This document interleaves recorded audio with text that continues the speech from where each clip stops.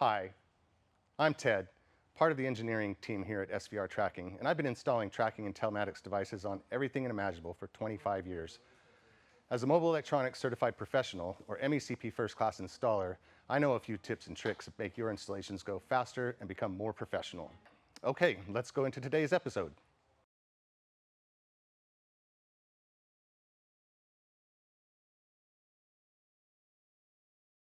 Okay, we're going to do an overview on starter kill. What we have here is what's referred to as an SPDT relay, which is a single pole double throw relay, and a socket that is manufactured to make it easy to wire the relay. In a starter kill circuit, the objective is to interrupt the circuit, meaning you're going to open the starter wire so that circuit can't flow voltage through to the starter, and it's going to prevent the starter from turning over. So in most cars, you will find a starter wire at an ignition cable. With some of the newer cars with the low voltage data wiring, it's going to be a little tougher. There are multiple platforms on the internet that you can go to get specific car wiring as far as color and location. Some of those you have to pay for, some of them you can get on for free.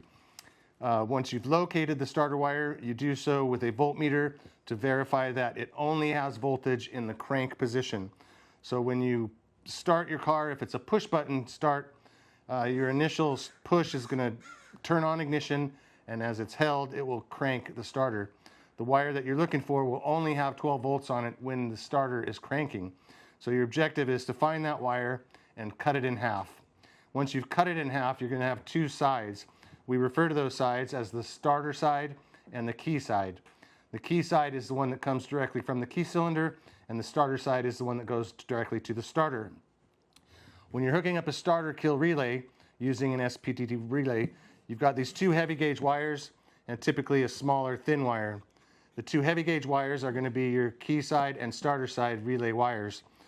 On this particular relay, it doesn't matter the way it's hooked up. You can go red to key side, blue to car side. On the socket ones with the jumper here that you can see, you're going to need to take the blue side to the key side and the red side to the starter side, because once that wire is cut, you're only going to have voltage when you turn the key on the blue side, and you need voltage on this little white wire jumping over to 86 here, so that when 85 gets a negative trigger from the system that you've got it connected to, whether it be a GPS tracking system or alarm system or whatever you're working with, once that negative trigger is activated, you'll have an opposing voltage on the blue wire, which is the white wire, and that will open the circuit internally on the relay, and you will no longer have a connection, and that will interrupt the starter circuit. Once that voltage is taken away and you've turned the key back off, it disappears from the white wire, so regardless of the state of the green wire, these will have a connection and you'll always be able to start the vehicle. And that's the general overview of a starter kill relay.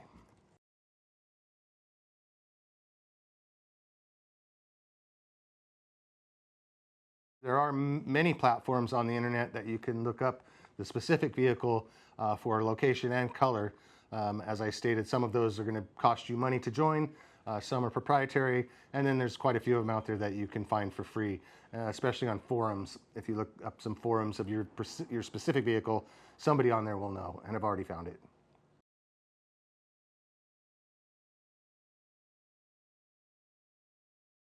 So as you can see, this wired system here, which is a GPS tracking system, this is a 4-wire system, as we call it, meaning that it has power, constant, a ground, and then an ignition, which is a switch 12-volt lead, and then a negative triggered output for the starter wire. So how you would wire this is you would have your 12 volts connected directly to a 12-volt source, your black wire connected to a ground source, your white wire connected to an ignition source, and then this green wire would connect to the small gauge green wire of the relay. This again would connect to your key side and starter side of the starter wire. And then when the device was activated and told to kill the starter, it would pulse a negative trigger latched out this green wire, which would trigger this wire anytime the key was turned on to try to start. It would open the relay and prevent the starter from activating. Ted,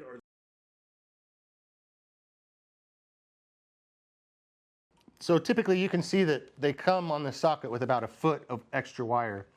Now, a smart thief is going to know where to look for a starter kill relay, and it's very easy to jump these wires together if you know how. So we always recommend that you place this relay as high as you can up in the dash, tape it up really good so no colors or wiring is showing, so it's almost invisible in the lower dash of the vehicle.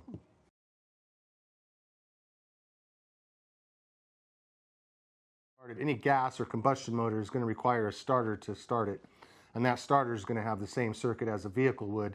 You would start it with a key or a push button, and that's going to send a 12 volt to a starter motor on the motor.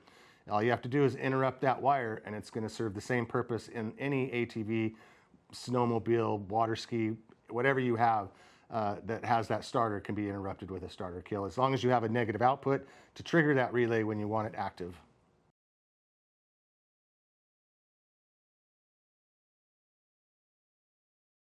So a starter kill is really a personal choice. It is just another layer of protection with a security system. A GPS device will track your car if it gets stolen. The starter kill will prevent it from getting stolen in the first place. So it's wise to do on any protection that you're trying to put on your vehicle or your asset that you're not wanting stolen. If it has a motor on it and a starter, it's my recommendation you put a starter kill on it.